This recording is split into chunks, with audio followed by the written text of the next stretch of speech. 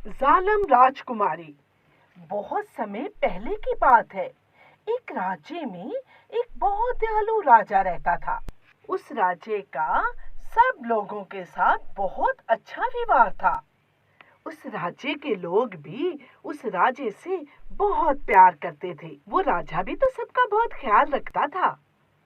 उस राज्य की एक ही लड़की थी जिसका नाम कमला देवी था। राजकुमारी कमला देवी बहुत नकचढ़ी थी। वो राजकुमारी होने के कारण बहुत घुमंडी थी। राजकुमारी को किसी पर भी दया न आती थी। अगर भूले से भी किसी से कोई गलती हो जाती तो वो राजकुमारी उसको बहुत बुरी तरह से सजा देती। वो उस पर खूब अत्याचार करवाती। एक दिन राजकुमारी बाग में गई। वहां पेड़ों पर कौवे बैठे हुए थे। एक कौवे ने राजकुमारी पर बीट कर दी। अब राजकुमारी गुस्से से लाल हो गई और माली को बुलाने लगी। उस माली पर खूब अत्याचार करवाई और उसको पूरा दिन भूखा और प्यासा रखा। और फिर कहने लगी, ऐसे करो, जहर लेकर आओ और उसे मांस में मिला दो और इन कौवों के आगे डाल दो। ये सुनकर महल के लोगों ने कहा, अरे राजकुमारी जी, ये तो बेजुबान है, आप ऐसा मत करें, ये तो पाप होगा, पाप। अच्छा, इनको मैं जाने दूं, तुम्हारी इतनी जुर्रत कि मेरी बात ना मानो। मैं तुझे अभी बताती हूँ, इसको पकड़ लो और बंद कर दो जाकर। अच्छा, तुम्हारी इतनी जुर्रत कि तुम मुझे समझाओ और मेरी बात ना मानो। इसको पकड़ कर ले जाओ और इसे बंद कर दो। अब कौवों के आगे जहर मिला मांस डाल दिया। वो बेचारे तो बेज़बान थे। वो झट से जमीन पर आकर उस मांस को खाने लगे। कौवे बेचारे मांस खाते ही जमीन पर गिरकर मरने लगे।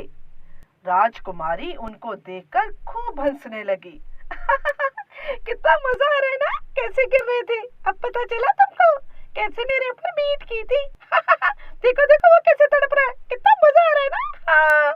राजकुमारी की माता राजकुमारी वहां आ जाती है। वो ये सब देखकर बहुत हैरान होती है और राजकुमारी को समझाने लगती है। अरे कमला देवी, ये क्या तूने तो पाप कर दिया। ये तो बेजुबान थे, ये तूने क्या कर दिया। अरे तुम्हारे ऐसे ही कामों के कारण मुझे डर लगता है। अरे किसी दिन तेरे इन बुरे कर्मों की तुझे सजा न मिल जाए। अरे क्या कर दिया तूने, तू कब समझेगी। मत इतना जुल्म किया कर। अरे माताजी, मुझे कुछ नहीं होगा। मैं इस राज्य की राजकुमारी हूँ। इतनी हिम्मत है किसी में जो मुझे कुछ कह सके। इसी तरह से दिन बीतने लगे। राजकुमारी अपनी हरकतों से बाज न आई। एक दिन राजकुमारी का मन महल से बाहर जाने को किया। वो बाहर चली गई। कुछ दूर ही गई, वो किसान गेहूं की बोरी उठाए हुए तालाब के किनारे किनारे चल रहा था। राजकुमारी भी उसके साथ साथ ही चल रही थी कि किसान बेचारे के हाथ से बोरी छूट गई। बोरी तालाब में गिर गई। उसके कारण पास खड़ी राजकुमारी पर पानी गिर गया। राजकुमारी तो गुस्से से ही लाल हो गई। ओह, ये तुमने क्या कर दिया। मैं तुझे छोड़ूंगी नहीं। राजकुमारी चीखने लगी। पकड़ लो इसको। अरे पकड़ लो इसको, मेरा मुंह क्या देख रहे हो, और इसके हाथ पैर बांधकर इसी तालाब में फेंक दो। अरे मेरी तरफ सब क्या देख रहे हो। इसको पकड़ लो और इसका हाथ और पैर बांधकर इसी तालाब में फेंक दो कि ये निकल ना सके। एक राजकुमारी को गीला करने का इसको मजा चखा दो। ये सुनकर किसान बेचारा डर से कांपने लगा और राजकुमारी से माफी मांगने लगा। राजकुमारी जी, मैं एक गरीब व्यक्ति हूँ, मुझे माफ कर दो। मेरे छोटे छोटे बच्चे हैं, उनको कौन खिलाएगा। राजकुमारी जी, मुझे माफ कर दो, क्षमा करो राजकुमारी, मुझे माफी दे दो। मैंने जानबूझकर ये बोरी नहीं फेंकी, ये तो मेरे हाथ से छूट गई। राजकुमारी मुझे माफ कर दो राजकुमारी, मुझे माफ कर दो। अरे राजकुमारी जी, किसान माफी मांग रहा है, गरीब व्यक्ति है, इसको माफ कर दे। अरे क्या कहा, माफ कर दो इसे। अरे तुझ में इतनी हिम्मत कि एक राजकुमारी की बात से इनकार कर दो। इसको भी इस किसान के साथ इस तालाब में फेंक दो। ये सब परियों की रानी देख रही होती है। उसे राजकुमारी पर बहुत गुस्सा आता है। वो राजकुमारी को श्राप देती है। अब जैसे ही राजकुमारी महल में आती है, राजकुमारी नीचे गिर जाती है। अब राजकुमारी ना बोल सकती है और ना ही चल फिर सकती है। ये सब देखकर राजा और महारानी को बहुत दुख होता है। महाराजा अपने देश के बड़े बड़े हकीमों को बुलाता है। राजकुमारी को कुछ फर्क नहीं पड़ता। एक दिन एक साधु बाबा आता है और महाराजा से कहता है, अरे महाराजा, तू अपनी लड़की की बीमारी के कारण बहुत दुखी दिखाई देता है। राजकुमारी को परियों की रानी सोनाली ने श्राप दिया है। वो ही इसको ठीक कर सकती है। साधु बाबा, उस परी तक कैसे जाए?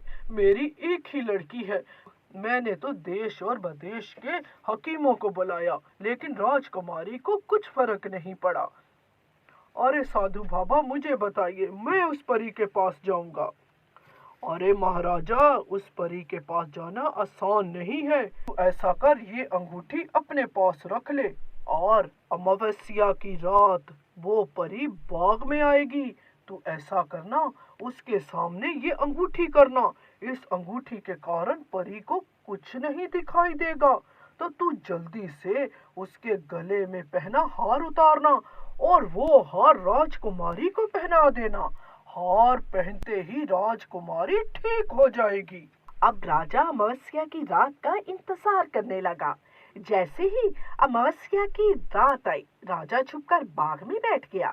जैसे ही परी नीचे आई, राजा ने फटाफट उसके सामने अपने हाथ में पहनी साधु बाबा की अंगूठी आगे कर दी। अब परी को कुछ दिखाई नहीं दे रहा था। राजा ने जल्दी से हार उतारा और महल की तरफ चल पड़ा। राजा ने राजकुमारी को परी का हार पहना दिया।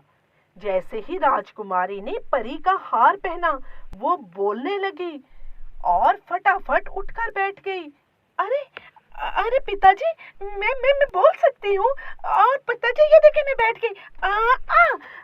ये देखो पिताजी, अब मैं चल भी सकती हूँ।